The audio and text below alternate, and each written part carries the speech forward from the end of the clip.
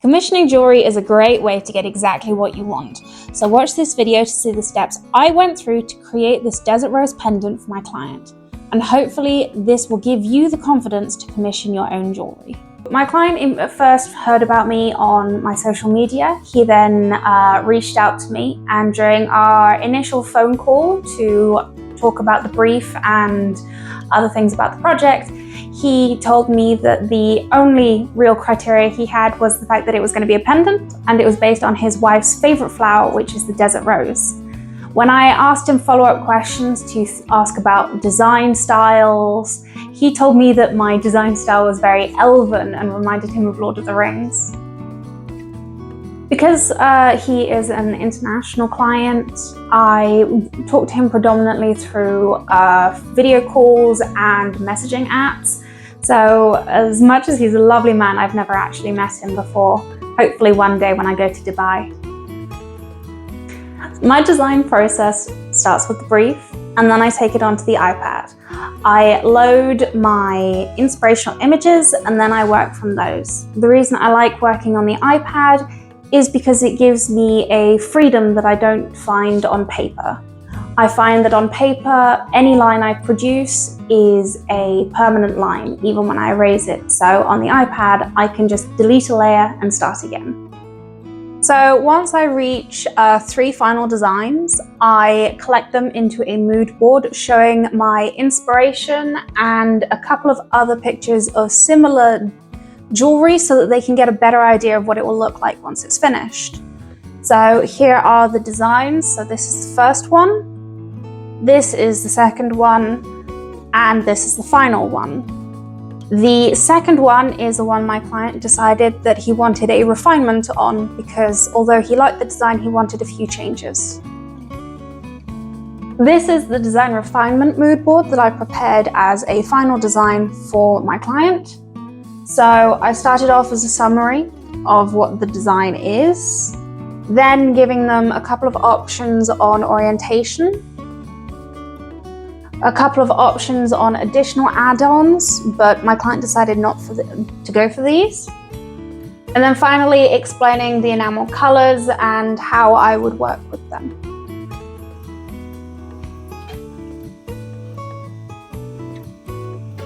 I'm using my brand new furnace to melt down some precious metals. And once they're melted, I then pour them into the mold so that I can then take them onto the rolling mill.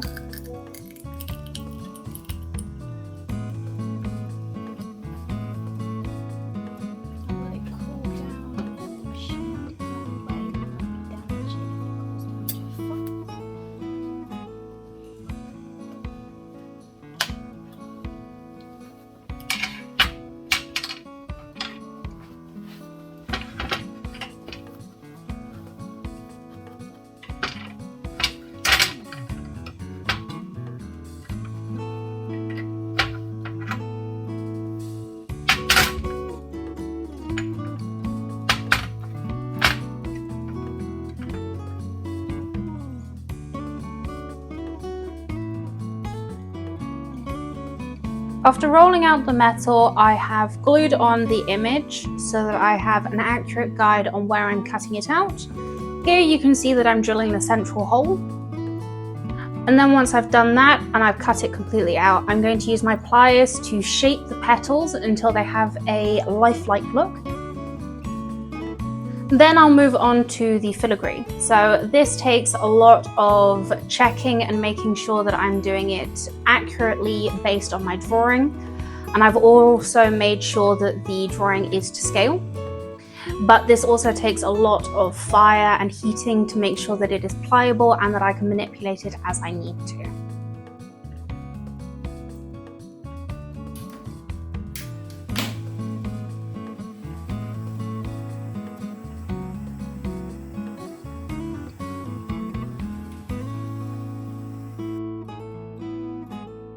Then I am shaping the solid section of the white gold, and I need to make sure that it is stable and has as little touching to the skin because of the heat in Dubai.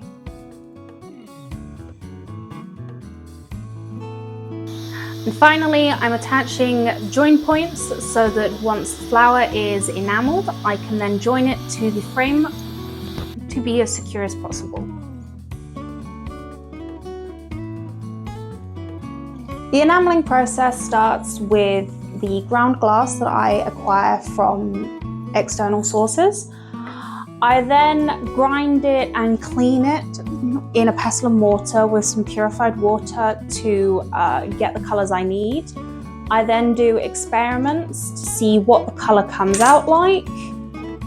And then once I've got the colours I want to work with, I then make a larger piece to experiment with the blending. And I'm not sure if you can see it on the picture, but I have some small bits of silver foil to give it some depth. I then work with the enamel, so I put them in these little dishes with some purified water so that I can wet pack it onto the piece, which will then go in the kiln for firing.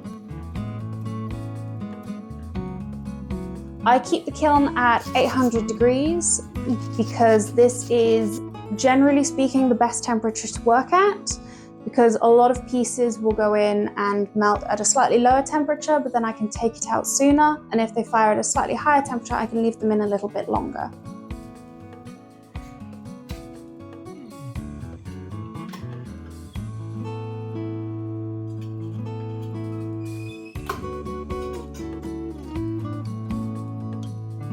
Enamels can take several layers, so for example this one, which is two-sided enamel, takes about 5 layers on the top and 5 layers on the back. So in total it's 10 layers, and for each layer it goes in the kiln. Here you can see me using Diagrip, which is a type of specialized sandpaper for glass and enamel. And what I'm doing is I'm taking the enamel away from the edge to create a smooth transition and to keep that brightness of the metal along the edges.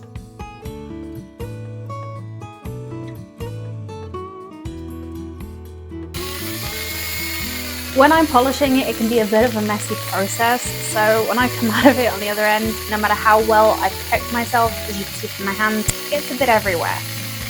But doing so will bring out the shine in the metal and make it look beautiful by the end.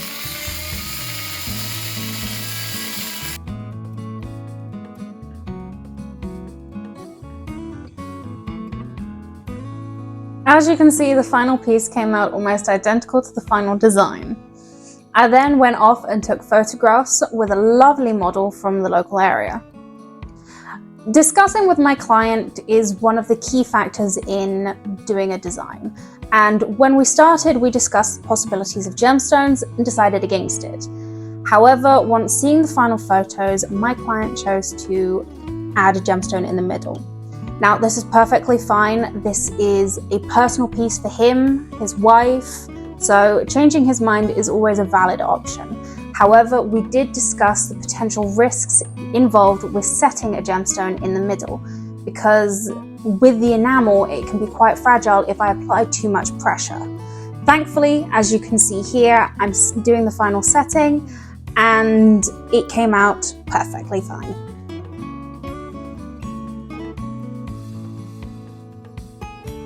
Once the diamond was set, my lovely model came back and took some more photographs with me as the final piece. Then, after confirming with the client that he's completely happy with it and a final polishing, I got ready to wrap it up. Now, I made this video to show you how I would wrap it if it was a slightly more local client, but because he was an international client, it is wrapped in bubble wrap for extra safety when I sent it out to him. The cloth pouch you see is a sustainable cotton pouch, and once I've tied the bow, I will be placing it inside of the green box that is a Tara Lois staple.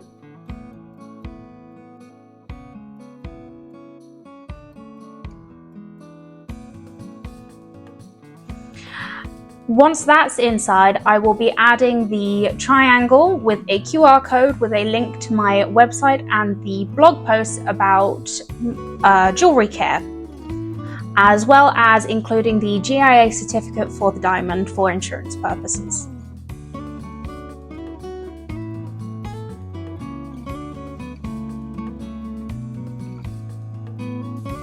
It is now ready for shipping. My client and his wife both sent me a message to tell me that they were very happy with the pendant, and now they're looking for the perfect chain for it to sit on. You're now ready to commission your own jewellery, so please feel free to get in touch with me and like and subscribe to the video. Thank you very much.